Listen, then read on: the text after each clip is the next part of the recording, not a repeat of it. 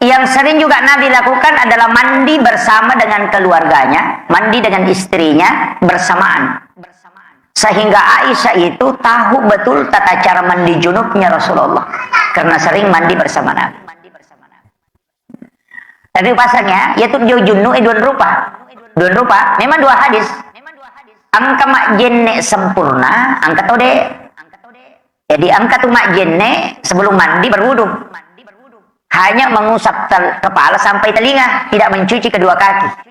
Tapi ya kodeta disai aja tak kumak jenne ki pamulang pada saat mandi deniak ka aja bepuluh ke lantai, menempel di lantai.